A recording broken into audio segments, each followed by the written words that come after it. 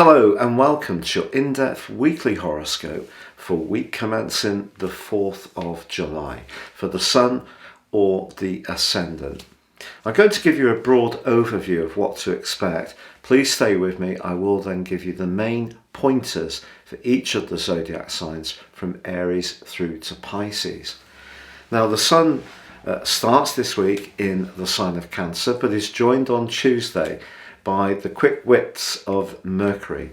So if we want to be talking more about where we live, how we live there, or whom with, or catching up with news with family members or those people in our extended clan, then Mercury's transition through this sign is certain to help that. But also on Tuesday, Mars, the planet of passion, moves out of the sign that it governs, where it's been for the last 6 weeks. Aries, brilliant for initiating things and getting a bit more active and on the front foot. For the next 6 weeks, Mars is in Taurus, which is obviously an earth sign. So that's very much more to do with tangibility. So the ideas need to be converted into something more long-lasting. But if we do want to grapple with those financial challenges that are presenting themselves with energy increases and foodstuffs going up, the cost of fuel also for our vehicles, then Mars is going to give us a lot of spark of determination to do so.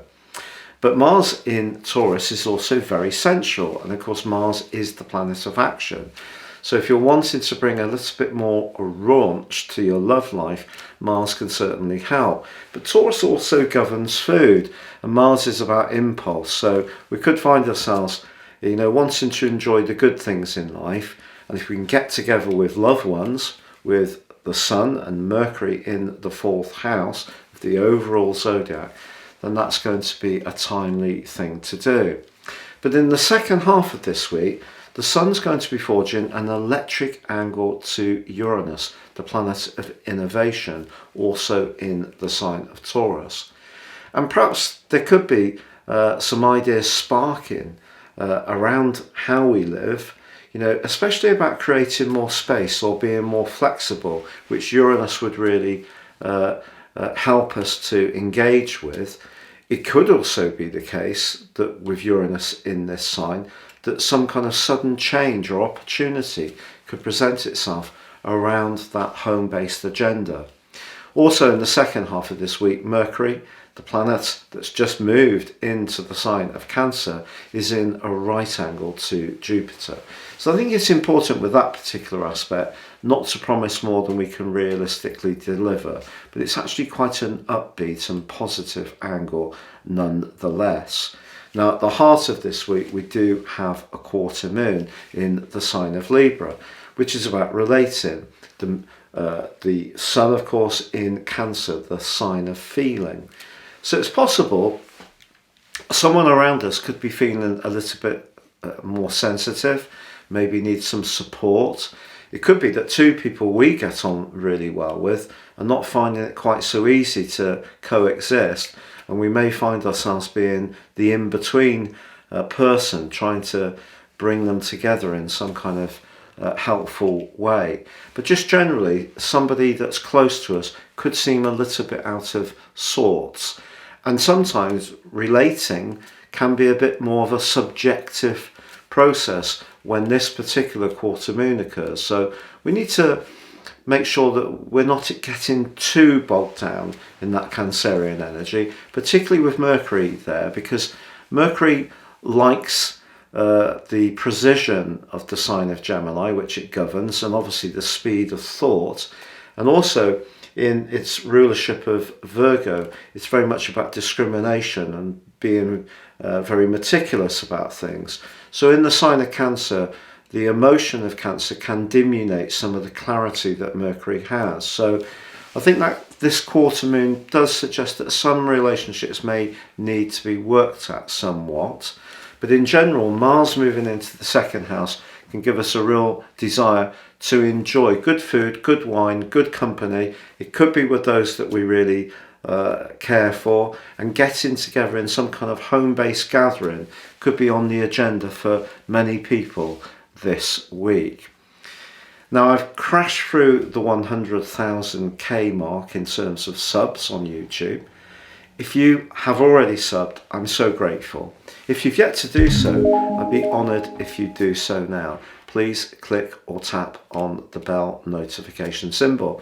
And if you would like to ascend above this zodiac broadcast and understand more and embrace more serious astrology, with my special package, if you give me 3 pieces of birth data of time, date and place, I can give you a roadmap that can guide you for the rest of your life and a 12-month personal forecast, and you get 30% off. Please see the link below. But now, please stay with me for each of the 12 zodiac sign forecasts. So Virgo, your week commencing the 4th of July forecast sees your ruler Mercury move into house 11, the sector of friendship, joining up with the Sun. And the Sun in turn forges a sparkling alliance with Uranus in a very expansive and spontaneous part of your situation, the 9th house. But with Mars moving there also on Tuesday, this is going to give you a lot more desire to actually make any ideas you've been developing actually come to fruition. So expect to be much more inclined to do your own thing over the next 6 weeks. You may want to get together with friends, but it's probably friends that give you a bit of space, accept you for who you are. Things are going to just be sort of livening up for you. I think Mars moving into the 9th house suggests that you're going to want to express your independence. You're going to want to be stimulated more. You may resist strongly any rules and regulations, particularly as this month comes to a close and August begins with Mars going conjunct Uranus. So this is a time to really bring a much more dazzling dimension into your world. So be a little bit more inclined to be spontaneous, listen to your hunches. Mercury does forge a really strong angle to Jupiter this week too. Jupiter for you is in a part of your horoscope which is actually very good for financial matters, long-term financial matters. I think mixing business and pleasure might not be such a good thing to do at the present time. But that said, with Mercury and the Sun in your 11th house, collaboration and cooperation can really pay off for you exceptionally well. But I think the people you need to work with need to share your higher values for it to really feel right.